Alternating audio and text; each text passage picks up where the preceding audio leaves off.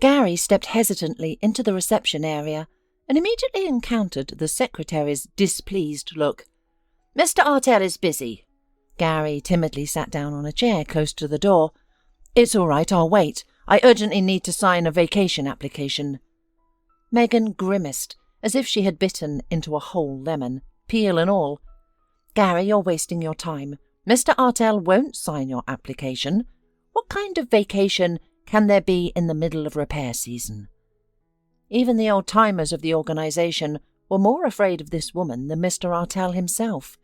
Each morning she issued commands to foremen, supervised material loading and unloading, and even summoned truants and other rule-breakers to the reception room to write explanatory notes. Gary didn't escalate the situation, but decided to wait quietly. For about an hour she busied herself with various tasks, occasionally casting hostile glances at the disturber of her peace. Finally, she angrily threw the hefty folders onto her desk and marched into the chief's office. "Mr.Artell, Gary is waiting here. I told him you didn't ask for him." Mr.Artell's booming voice carried across the office. "How long has he been waiting? Let him come in. And Megan, how many times have I asked you to approach visitors respectfully? What if someone has an urgent matter?" The secretary rushed out of the chief's office, her face flushed, and Gary felt triumphant. He entered the chief's office, carefully closing the door behind him. "Gary, tell me what you need, but make it quick." The chief shuffled a pile of papers. The man silently handed over a folded sheet of paper. "It's a vacation request, Mr.Artell. I really need it. Family reasons. Just 10 days, please." Mr.Artell snorted disapprovingly. "Why do you request leave at such a crucial time? You know we have deadlines." Gary stepped up to the chief's desk. "Mr.Artell, my mother is ill. A neighbour called, says she's in bad shape. She lives in the village and can't manage alone anymore." Mr.Artell came around the table, sympathy evident in his eyes. "Now, that's what you should have led with." He walked to the middle of the floor and turned around. "Yes, our parents age so quickly while we stay busy. We never find time for them. Gary, how did you let your mother end up so helpless?" Gary was caught off guard. "Mr.Artell, well, I—" "Enough. Save your explanations for your mother." Mr.Artell signed the paper. "Take this to accounting yourself and inform the site manager who'll cover for you. You've arranged that, I hope?" "Yes, Mr.Artell." Craig agreed to step in. "He's young but capable." The chief nodded and Gary exhaled with relief and hurried home. Now came the hardest part, explaining to his wife. Shortly after New Year's, she'd announced they would spend the summer at a resort, like proper people. Gary hadn't objected then, but 6 months ago he couldn't have predicted today's events. Though he dreaded what awaited him at home, it was too late to turn back. He resolutely opened his apartment door. Heather met him in the hallway. "You're early today?" With pleasure the man slipped off his shoes and into his slippers. "I haven't worked much today, Heather. I need to tell you something." The woman smiled. "Sounds mysterious. Could it be that you remembered my birthday and wants to ask what to give his favourite wife?" Gary froze in the middle of the hallway with the stupidest smile on his face. To cover his slip-up, he let out a joyful exclamation. "Of course! That's all I've been thinking about these past few days. Please, announce what you want."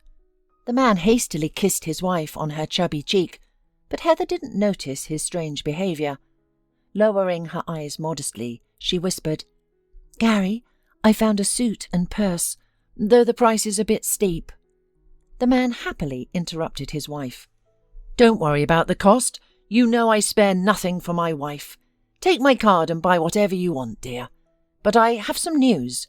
Your birthday is very important. But before that, I need to visit my mother. Aunt Paige, our neighbour in the village, called this morning. She said Mum is very weak and can't manage alone. It's understandable. Age is taking its toll." Heather's face grew taut, her eyes flashing with anger. She cut him off impatiently. "Stop right there. I knew you'd pull something like this. Fine, my birthday will be ruined. What about our vacation? I booked a family resort for August. What am I supposed to do about that now?" Gary attempted an innocent smile. "Why cancel? You and Kimberly can go together. You'll have a proper vacation." That was the pebble that broke the dam. Heather unleashed a torrent of reproaches, her voice rising, occasionally peppered with profanity. Gary tried several times to calm his raging wife, but his voice drowned in her shouts. The quarrel might have escalated further had Kimberly not appeared in the hallway. "Dear parents, what kind of circus are you putting on here? Could you keep it down? The neighbours are already looking at our family suspiciously." Heather, rather than quietening down, turned on her daughter. "I don't care about the neighbours. This is my home. I'll yell if I want. Cry if I want." Kimberly rolled her eyes with a grimace. "Here we go again. Daddy, what did you say to Mum to get her so worked up?" The man answered calmly, "Nothing special. Your grandma is very sick and I need to visit her. Mum's upset because she had different plans." Kimberly rushed to her father, ignoring her mother's angry glares. "Oh, Daddy, can I come with you? All my classmates have left and I'm the only one stuck in this concrete jungle." Before Gary could respond, his wife shouted just as forcefully, "No, you're not going anywhere." The teenage girl asked defiantly, "Mum, why not? I'm not going to a party, I'm going to see Grandma. What's the problem? You'll even get a break from us." Heather looked from her daughter to her husband. "To hell with you. Do what you want." Father and daughter exchanged knowing glances, while Heather disappeared into her room, leaving her husband alone with his troubled thoughts. For 17 years, Gary had been bound in marriage, and throughout those years, he'd considered himself quite happy. After all, what more could a man want when his house is full and his wife a good homemaker? But lately, Gary increasingly caught himself thinking this wasn't how he'd imagined true family happiness. The man zipped up his travel bag and muttered dejectedly, "I guess I'm having a midlife crisis." Gary very much wanted to have a family atmosphere in his home, but every day the family disagreements only grew. The man avoided thinking about the possible consequences of confronting his wife, still hoping they would somehow find their way back to mutual understanding. Deep down, he realized that the time for mending their relationship had passed, and the most obvious sign was their decision to sleep in separate rooms. Heather had initiated these new arrangements. One evening after a dinner party at friends', she wrinkled her nose in disgust and said, "Gary, you'll sleep separately tonight." He protested. "Heather, what's this about?" With a dismissive expression, she replied, "You smell terrible and snore horribly when you've been drinking." Though hurt, Gary didn't lash out. He merely hissed angrily, "As if you smell like violets yourself. Sleep alone if that's what you prefer." After that incident, Heather had found various pretexts to keep her husband out of the bedroom. Gary, tired of the humiliation, defiantly moved his belongings to another room. Surprisingly, both he and Heather quickly adapted to this arrangement, pretending it was perfectly normal. Only rarely did their relationship thaw when his wife would smile mysteriously after dinner and say, "Gary, you can visit me today. We'll watch a good movie on TV together." He would feel foolishly young again, grateful that his wife allowed him near her. This arrangement was humiliating and did nothing to strengthen their marriage. He told Heather several times that this wasn't normal for spouses, but she would immediately become defensive. "Don't like it? Find another wife." After several attempts to reason with her, Gary gave up and decided to let things be. Well, time will show who's right and who's wrong. If it weren't for Kimberly, I would have left for another woman long ago. I don't understand what I saw in Heather back then. What did she do to me? Their meeting had been pure chance. Gary was walking home from work when the sky opened up with a sudden downpour. There had been no sign of rain that morning, so he'd left his umbrella at home. Within seconds, Gary was drenched and longing to reach his dormitory. Running almost blindly through the rain, he suddenly collided with something alive and very wet. Through the curtain of rain, he made out what had blocked his path, a young woman, about 20 years old, standing in the middle of the street, holding a single sandal. Gary called out over the rain, "Miss, you nearly made me fall." She smiled apologetically. "I'm sorry, I was running for cover when my heel broke off. I always have bad luck at the worst moments. The rain came at such a bad time, and of course I forgot my umbrella." While Gary didn't particularly care about the young woman's predicament, he couldn't leave her alone in such weather. "I'm without an umbrella today too, just forgetfulness. I live nearby. You're welcome to wait out the rain in my dry and warm place." The girl brightened at his suggestion. "Oh, thank you. I need to get to the other side of town." She hadn't realized her rescuer lived in a worker's dormitory. When they arrived at his room, she hesitated. Gary asked her not to worry and took a shirt from his closet.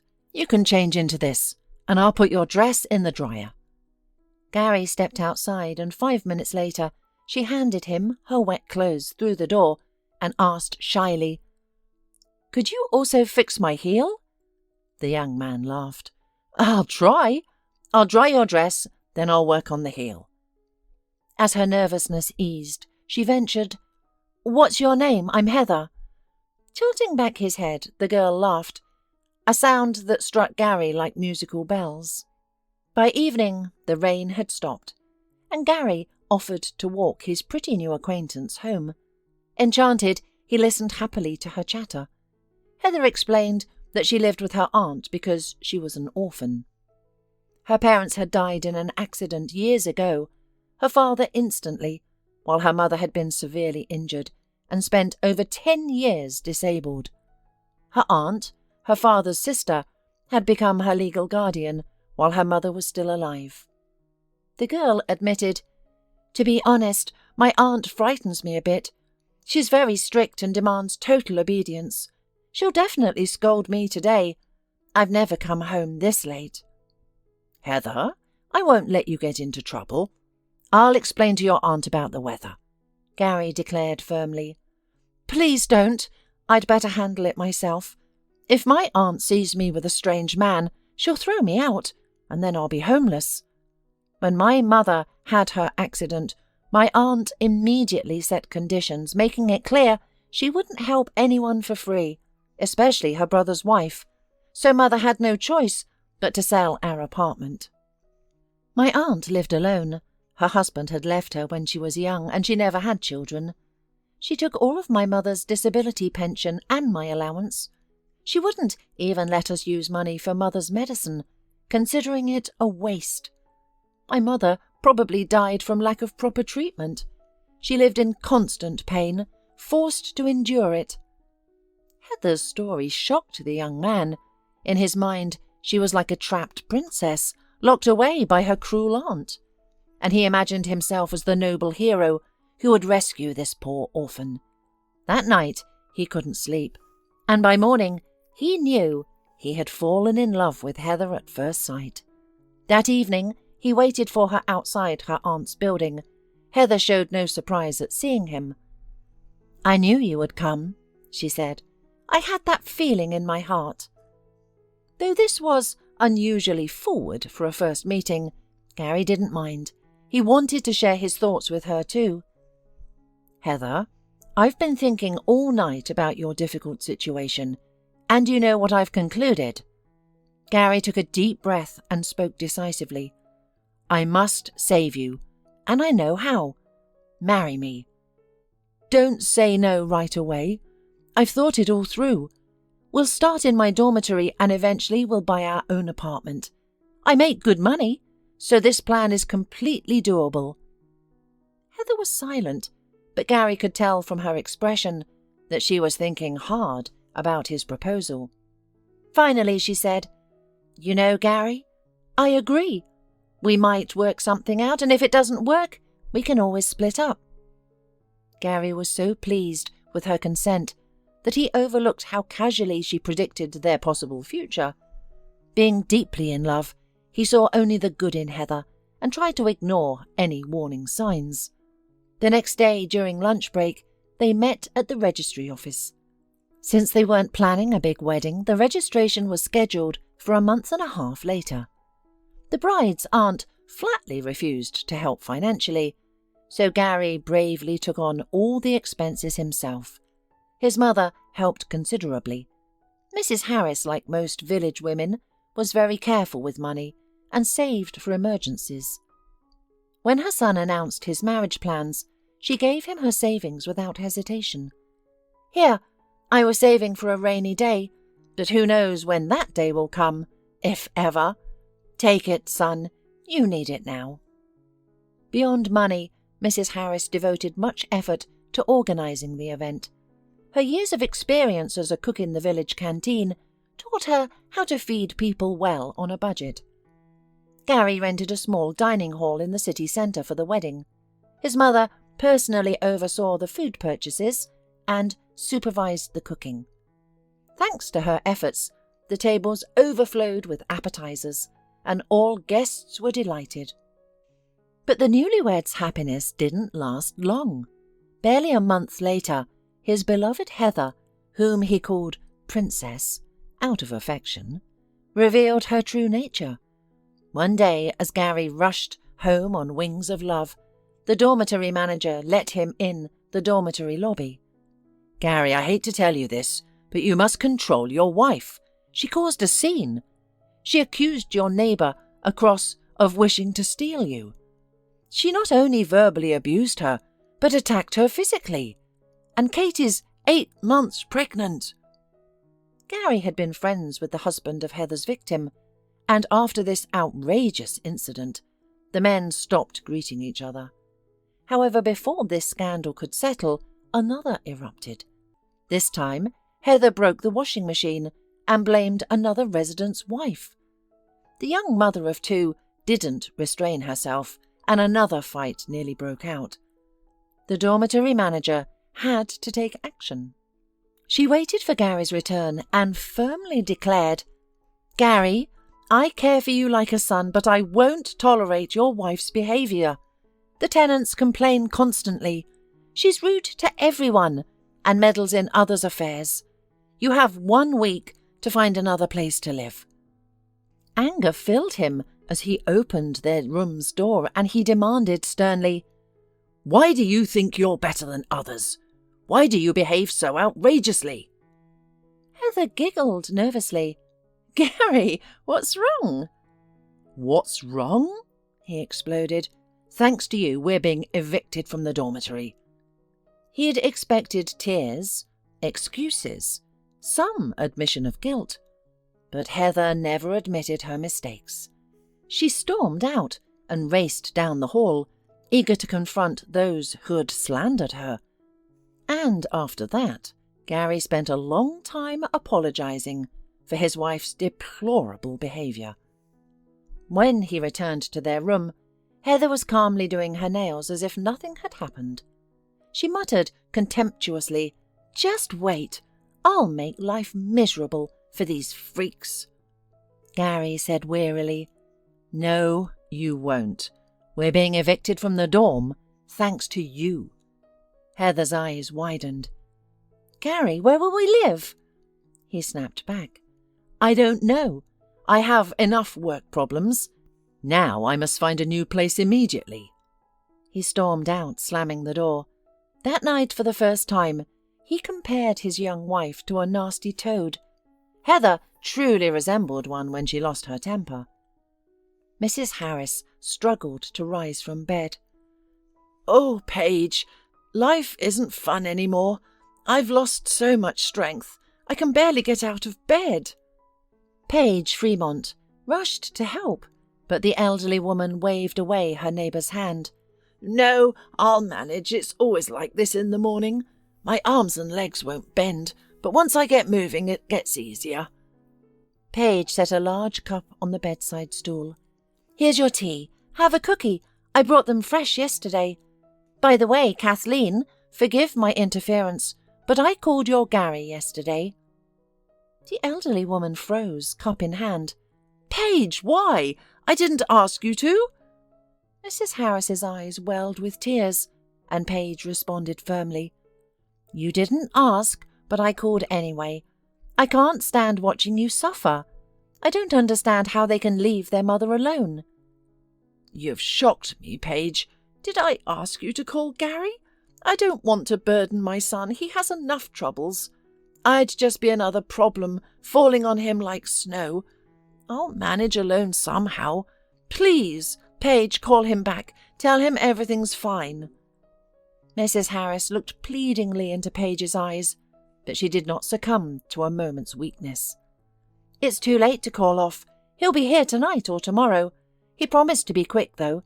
And listen, Kathleen, if Gary asks you to come with him, don't be stubborn. You're in no position to play the heroine." The elderly woman laughed. "What heroine am I now? Perhaps I'd love to live with my son, but I doubt I'd get along with his Heather." Paige was surprised. "Why? Your daughter-in-law seems perfectly nice and affectionate." Mrs. Harris spoke brokenly. "That's just for show, to make a good impression. You should have heard how she scolded Gary during their last visit. Her words are too shameful to repeat." Paige waved dismissively. "Oh, those are just life's little troubles. Couples quarrel and make up in minutes." "No, Paige, this is different," Mrs. Harris said, shaking her head. "By the way, don't try to soften me up, Paige. I won't forgive you for calling Gary." Paige patted her elderly neighbour's shoulder. "You will forgive me? What choice do you have? Yes, your daughter-in-law isn't a gift, but we can't choose our relatives. Besides, you have your rights too. After all, you sent them money regularly while they were renting. Well, I should go. I have work waiting at home. You rest now. I'll come back later. Oh, and I almost forgot. Tara, our paramedic, promised to stop by. They're doing some preventative checkups." Mrs. Harris brightened. "Tara's coming? That's wonderful. She can check my blood pressure at least. She's such a good person. Such a shame it didn't work out with Gary back then." Paige lingered at the door. Yes, they would have made a fine couple. But what can you do? Fate has its own plans for each of us. After the neighbour left, Mrs. Harris shuffled to the kitchen, but paused at the sideboard. Behind the glass stood a portrait of her husband, and she turned to it with sadness. "Oh, my dear, my time is coming soon. I've grown so weak I hardly want to go on." 2 feeble tears rolled down her cheeks. Mrs. Harris quickly wiped them away, making a promise to the portrait, no more crying. She kneaded the dough and set it in a warm place to rise, then began heating the furnace. Despite her age, Kathleen Harris handled her usual tasks skillfully, while her mind wandered through memories. She and her husband had lived well together, rarely quarrelling. Tom Harris had loved and respected his wife. Their only sorrow had been their inability to have children. Mrs. Harris had tried everything, doctors, folk healers, but nothing helped. Then one day, while travelling by train from the city, she met a woman who sat beside her. The stranger had a penetrating gaze, as if she could see right through people. After studying Kathleen for a long while, she said, "You must journey with pilgrims to the holy places and drink from the spring there. This will lift the curse, and you will bear a son." As the stranger spoke, Kathleen felt mesmerized. She heard everything but couldn't move. She desperately wanted to ask where these holy places were. The stranger smiled. "It's not far. You'll learn tomorrow. You'll be called." The mysterious woman vanished, and the spell fell from Kathleen. The next day at her canteen job, the trade union chairman was making a list for an excursion to the ancient town. Kathleen initially walked past, despite his encouragement to join, but after a few steps she felt as if struck by lightning, her ears ringing. She returned to the sign-up table. "I'll go." Of all the sights, the one that stuck out the most was the small but well-preserved chapel. Kathleen went in and prayed and asked for help in what she wanted most in the world. 2 days later, she returned home full of hope. Only when her doctor confirmed her pregnancy did she truly believe in miracles. Mrs. Harris gave birth to her only son at age 40. Doctors say late-in-life children are often frail, but Gary grew into a true strongman. He easily lifted heavy machinery while helping his father repair cars. His true passion, though, was construction. He would mould houses from sand and clay, delighting in creating entire cities. Though his parents hoped he would pursue higher education, Gary chose to attend a construction college. After graduating, he joined a road construction and repair company. He found satisfaction in his work and saw no reason to change.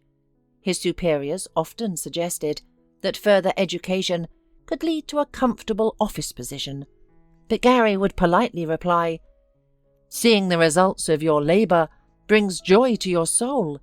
Sitting in an office giving orders just isn't for me." Even now, during vacation, Gary longed for work, missing Craig's quirky jokes and the special brigade spirit. As for Kimberly, the peculiarities of village life filled her with wild excitement. Just 2 days were enough for the girl to become convinced that village life was far better than city life. Every evening, Kimberly deliberately set her alarm clock to wake up early and listen to her neighbour's rooster solo performance. But what struck her most were the vast expanses that opened up just behind her grandmother's house. Each morning, Kimberly ran to the river for a cool dip, then hurried home, where her grandmother had already prepared pies with various fillings. Mrs. Harris urged her granddaughter, saying, "Eat up, dear. In the city you won't find such food, only processed products." Kimberly agreed with her grandmother. "That's right, Grandma. Mum sometimes brings home such awful things from the supermarket that even stray dogs and cats won't eat them. You cook wonderfully, just like a professional chef." This confession made the elderly woman smile. When her neighbour Paige warned her about her son's arrival, she hadn't expected Gary would bring his daughter. The woman hadn't seen her granddaughter for 5 years and was overjoyed at her arrival. She confessed to her neighbour, "Paige, I even feel rejuvenated. Kimberly is so energetic and I don't want to fall behind. It's hard to imagine that they'll leave and I'll be alone again." To all the pensioners' concerns, Paige had one answer. "Then don't stay alone. Go with them. Stay with your son for at least the winter, and then we'll see." Kimberly also urged her grandmother, "Grandma, I've decided you'll live in my room. We can move the sofa from Mum's bedroom to mine, and I'll give you my bed." Mrs. Harris asked her granddaughter in surprise, "Are you all in separate rooms?" Kimberly confirmed with a happy smile. "Uh-huh. Mum has the biggest room. She's crammed so much furniture in there that it's impossible to move around. I like having space. It's really great to have your own room. For instance, I can watch what I want on TV, not just what Mum wants." Her granddaughter's revelations caused concern, and Mrs. Harris decided to carefully ask her son about his family life. But Gary immediately responded, "Mum, you're worried for nothing. We're fine. City life is just very different from village life, and there's nothing wrong with each family member having their own room. Even psychologists say everyone needs individual space. Personally, I don't feel any discomfort from this arrangement, and my girls are happy." Mrs. Harris didn't argue with her son, but kept her own opinion. Right after arriving, Gary began putting his mother's household in order. He mowed the grass, chopped firewood, and neatly stacked it in the shed. In the evening he took fishing rods from the pantry. "Mum, I'm going to the river to unwind a bit. Maybe I'll catch something if I'm lucky." Gary walked to the river, breathing in the fresh air. Since childhood, he had been an avid fisherman, and now he wanted to check his favourite spots where the fish always bit well. He ran down a small hill to the river and headed for a sprawling willow tree. Gary carefully pushed aside the green branches, but before he could pass under the old tree's shade, he heard a loud shout. "Where are you going? This spot's taken," the man asked mockingly. "Who's being so territorial here?" A guilty voice responded. "Oh, sorry, I thought it was other kids." The willow was very old, its branches forming a natural canopy over the water. The sunlight barely penetrated this space, so Gary didn't immediately see the teenager settled near the shore. The kid looked about his daughter's age. In his hands was a sophisticated spinning rod. Gary whistled. "Wow, what an impressive fishing tool you have." The boy smiled. "My mum gave it to me for my birthday." The man asked, "How's the fishing?" "Not great today. Weather's probably changing," the boy answered honestly. "Fish always sense first when the atmospheric pressure drops. They hide in the deeper waters then." Gary looked at the young fisherman with respect. "You're quite knowledgeable. How long have you been fishing?" "I was tiny when my father gave me my first fishing rod. He was crazy about fishing." "Was?" Gary asked. "Did he divorce your mum?" The boy's eyes narrowed and he said contemptuously, "No, my dad wasn't like that. He would never abandon me and my mum." There was a despairing sigh, and the boy mumbled quietly, "He died. He was a gamekeeper who stood his ground. We used to live elsewhere by another river. It had excellent fish, so big shots and important officials would come there. My father opposed such lawlessness. He confronted everyone regardless of their rank. So they removed him, because he interfered with their entertainment. I was just a kid then, only in 2nd grade. And you're Grandma Kathleen's son." Though Gary had grown up in the village, he was used to such abrupt conversational shifts. "Yes, my daughter and I came to visit my mother." The boy grinned. "Your Kimberly is all right. A decent girl." Gary was surprised again. "You've already met her?" "Yes, I like to take a dip in the river in the morning too." Gary settled down a little way from the boy. From the first minutes the fish began to bite, which caused burning envy in the owner of the cool spinning rod. "You probably have your own secret?" the boy asked respectfully. Gary laughed quietly. "Yes, I have a secret. I used to fish here, and the river dwellers recognized me and decided to say hello." The boy laughed. "You've made me laugh, and Kimberly is funny too.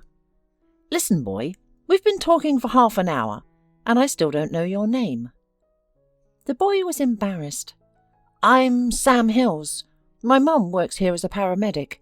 We used to live in the district centre when my dad was alive, and then my mum was transferred here to work. They gave us a separate house, and I've already gotten used to it. It's not bad here, and the school is close by." Gary listened to the boy, his brain working feverishly. Suddenly, it hit him. Could he be Tara's son? He cautiously asked the teenager, "Sam, is your mum's name Tara, by any chance?" The boy smiled again. "Yeah, do you know her?" "I guess I do. Really, I'm not sure, but I think your mum and I were friends in childhood." Gary came home with an almost full bucket of assorted fish and in high spirits. Mrs. Harris was giving her granddaughter cooking lessons. Noticing her son on the doorstep, she said cheerfully, "Well, Kimberly, our fisherman is back. Looks like we'll be cooking soup today. I'll go outside to clean the fish, and you, Gary, rest for now." The man followed her. "Mom, I'm not tired at all. Let me help you." Mrs. Harris watched as her son deftly cleaned the fish. Well, while you're doing fine here, I'll go put the water on. Tara should be here soon. I'll treat her to some fish. She visits me every other day. They have some program for heart patients. It's nice to be cared for like that." Gary said confidently. "It's okay, Mum. Now we'll take care of you all the time. And thank Tara very much, of course." Mrs. Harris, thoughtful, froze on the porch. "She's a good woman. Yes, she was also unlucky in life. Her husband died and they never found who did it. Or maybe didn't want to look. Gary, do you remember how you chased after Tara?" The man laughed. "How could I forget? Tara broke my heart. That's when I first learned how cruel women can be. I was only 2 years younger than she was, and she dismissed me, said I was still a child, and it was too early for me to fall in love with a grown-up girl." Gary spoke with a chuckle, but old resentment slipped into his voice. The mother realized that her son was nervous about meeting his first love. Tara visited her elderly patient toward evening. She was embarrassed when she saw Gary on the porch. "Hello, Gary. I'm here to see Mrs. Harris." He obligingly opened the door for her. "Come in. My mum has been waiting for you. She wants to treat you to some fish." The woman went into the house, saying, "My son told me about your fishing trip together, though he couldn't boast of the catch. Only caught 2 fish for the cat's dinner." Gary grinned. "I confess it's my fault. I deliberately poached all the fish." Tara shook her head. "And you, Gary, still joking. Tell me how you live, what you do. We haven't seen each other for ages." "We'll have a chance to talk and remember the best moments of our youth. My daughter and I are here for a week, and now, on my own behalf and mother's, I invite you to have dinner with us." In the village, it wasn't customary to refuse a treat. It could offend the hosts, and Tara agreed. After dinner, Gary volunteered to accompany her. Almost the whole way they were silent. Gary couldn't boast of his family life, and Tara wasn't one to show off her problems. He walked her to the gate and, saying goodbye, wished her sweet dreams. A day later, the paramedic visited again. She measured Mrs. Harris's blood pressure and listened to her heart. "Mrs. Harris, everything is generally fine, but we should do a cardiogram. Why don't you come to my office?" The old woman said sadly, "I guess that won't be possible. My son is taking me to his place. I'm afraid to go." Tara reassured the patient. "If your son wants you to go, you should. You'll have better medical care there within walking distance, not like here." The whole village came to see Mrs. Harris off. Paige cried at the departure, not wanting to part with her friend from the harsh days. They were on the train when Kimberly remembered. "Daddy, it's Mum's birthday today. We should have left yesterday. She'll definitely be offended." Gary mentally scolded himself but remained silent. He was almost certain Heather wouldn't make a scene over his small blunder. However, his hopes were not realized. His wife met him with a cascade of reproaches and didn't even greet her mother-in-law.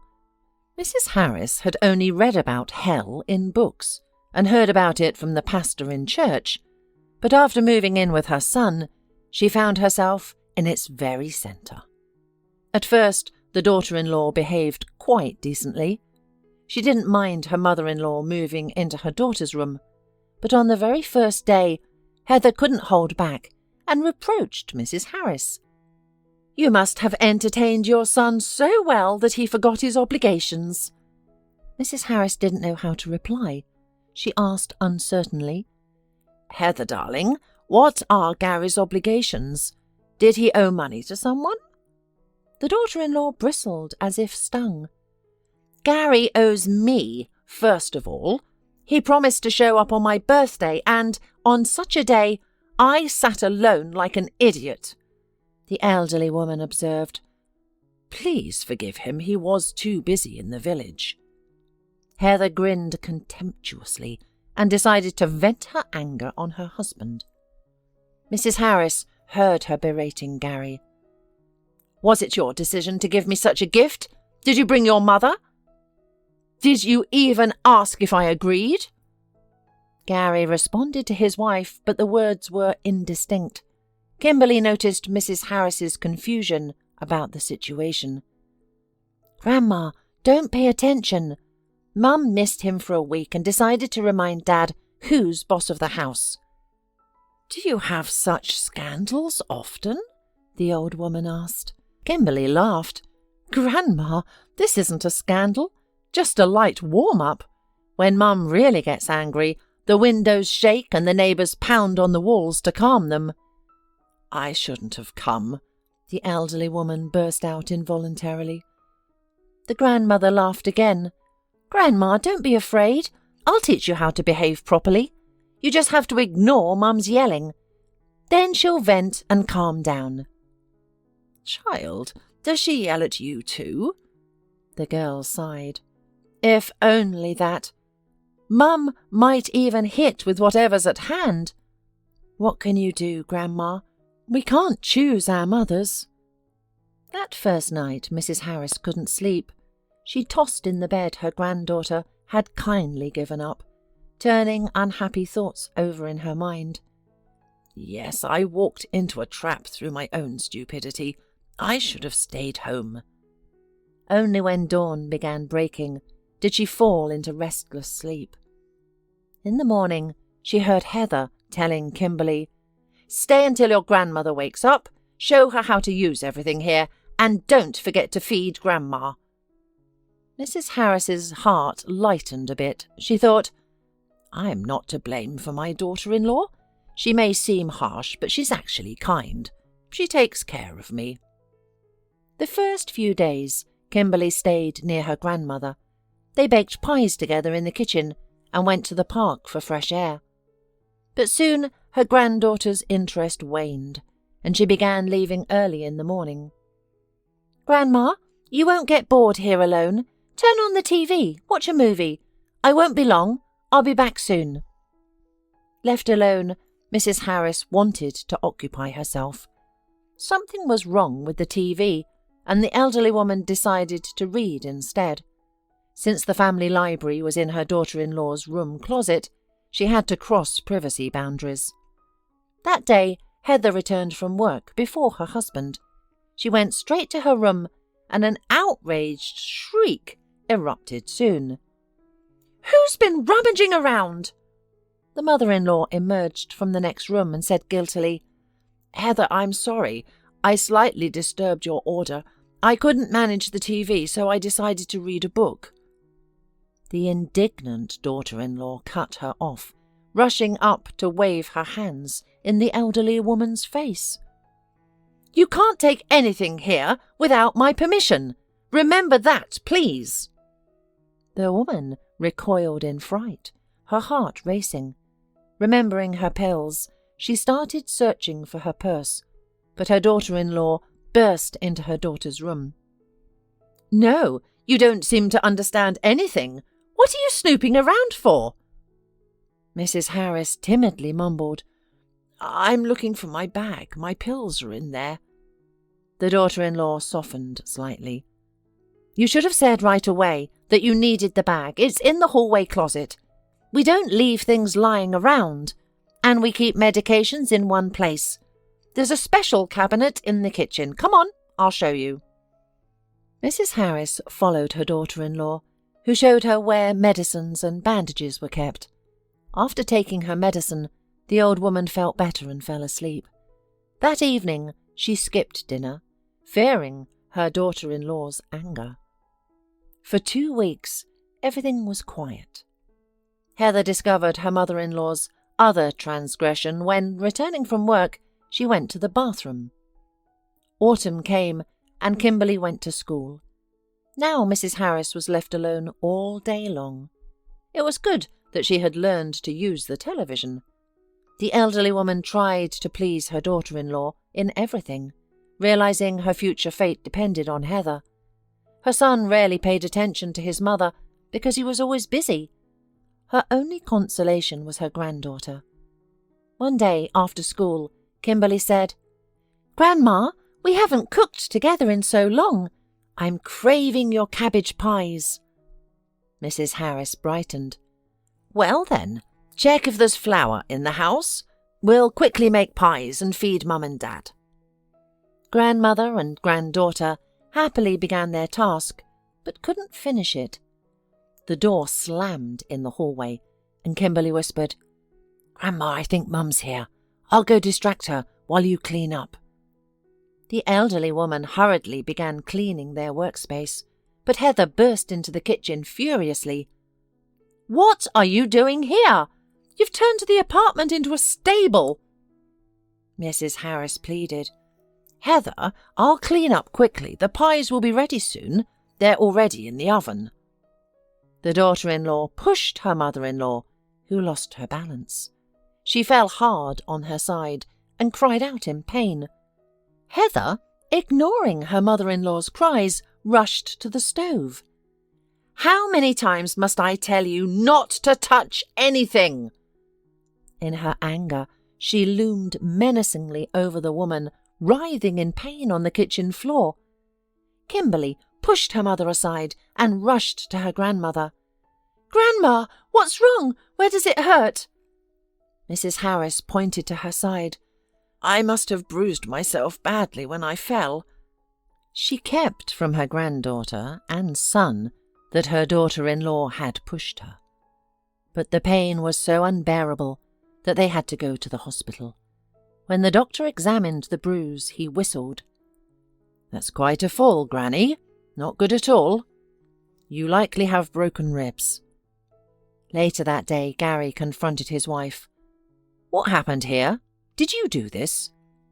Heather, seeing her husband's unprecedented anger, made frightened excuses. "Gary, she did it herself. Honestly, I had nothing to do with it." Mrs. Harris spent 2 weeks in the hospital. Kimberly visited daily, though sadness clouded her face. When discharge day came, Gary took time off work to collect his mother. The attending doctor warned him, "At this age, fractures heal poorly. Your mother's recovery is very slow. She needs special care. I've written all the recommendations, but focus on nutrition. She needs calcium-rich foods. And of course, attention and care are essential to her treatment." Gary was lost, unable to provide the necessary conditions for his mother's recovery himself. He brought Mrs. Harris home and turned hopefully to his wife. "Heather, Mother's fractures haven't fully healed." But his wife cut him off. "Don't start. I know what you're going to say. Gary, don't even think about it. I won't look after your mother. A specialized nursing home is best for her situation. They have professional staff and good care." Gary froze briefly while Heather pressed on. "The only thing I'll help with is expediting the paperwork. I have a friend in Social Security who can speed things up." Without a word, Gary retreated to his room. Mrs. Harris lay on her granddaughter's bed, crying silently. She'd heard everything and understood her son had no choice. He couldn't quit his job to care for his sick mother. He had a family to feed. Heather, eager to remove her helpless mother-in-law, tackled the task zealously. She gathered all necessary documents and arranged for doctors to examine the old woman at home. Gary knew his wife's true intentions. He tried several times to appeal to her conscience, but found it impenetrable. He avoided his mother's room, ashamed to face the woman who had given him life. Though torn by remorse, he was powerless. Leaving his mother here meant condemning her to a slow death. His wife always kept her word and would ignore her mother-in-law, even in dire need. He was ashamed to admit his powerlessness in his own home, and tried convincing himself his mother would fare better in a nursing home. The dreaded day arrived, and Gary packed with a heavy heart. Mrs. Harris remained calm about spending her remaining days in the nursing home, surrounded with strangers.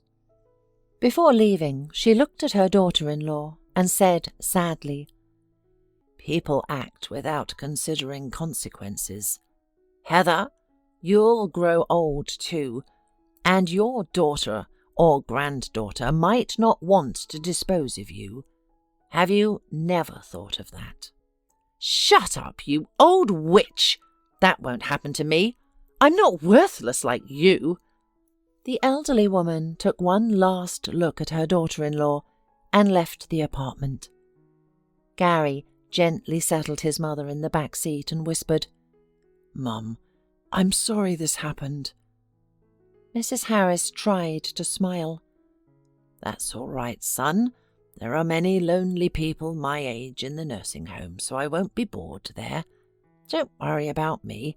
You've got a family to think about. It's much easier to destroy than to preserve." His mother's words sank into the man's heart.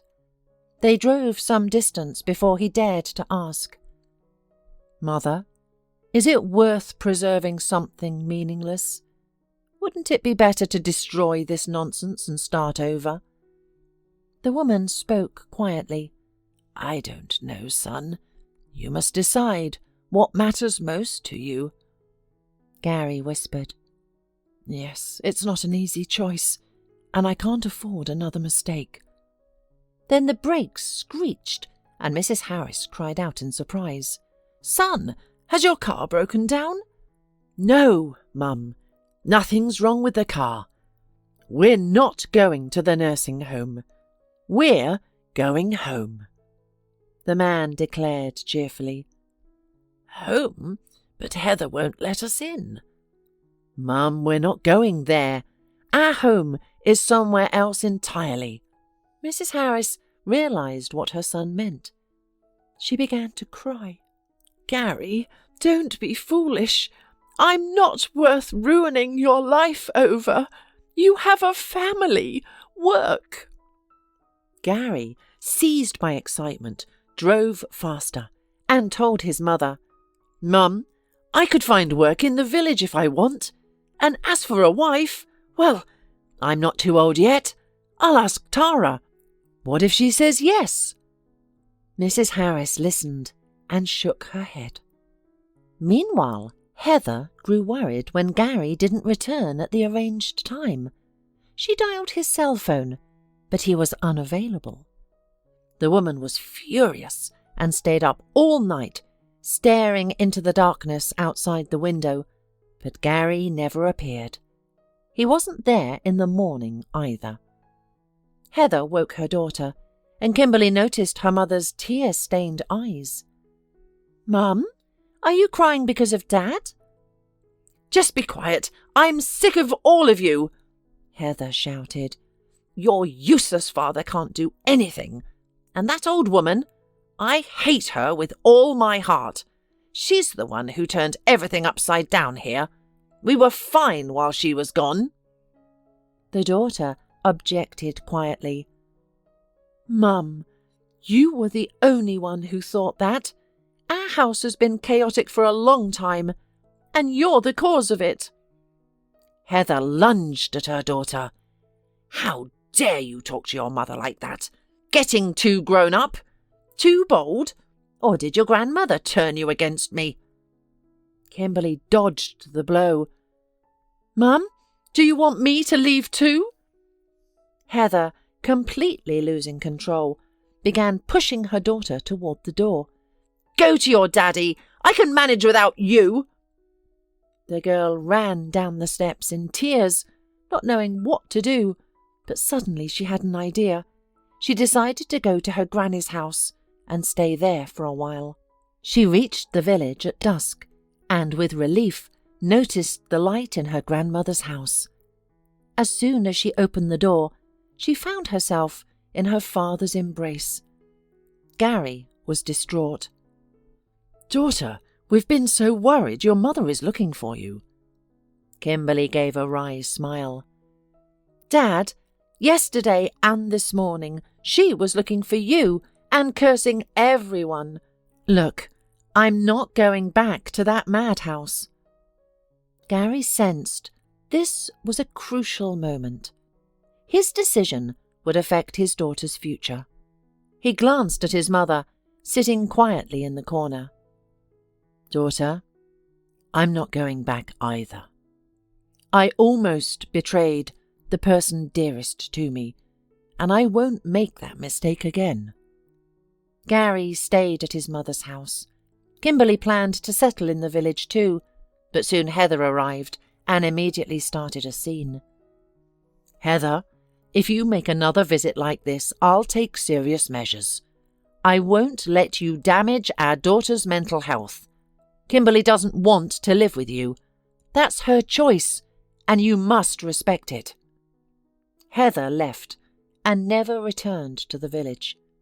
Months later, Gary checked their apartment, where he'd never managed to create a happy home. It was empty, except for a note on the kitchen table. "I'll never forgive you for this. Don't try to find me." The man smirked. "Such self-righteousness. No one's going to look for you, Heather."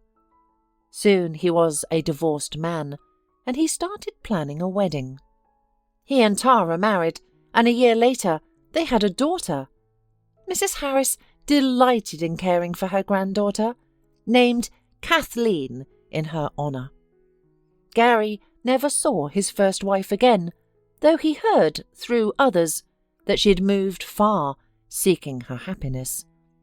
As for Gary, he had finally realised what it means to be truly loved.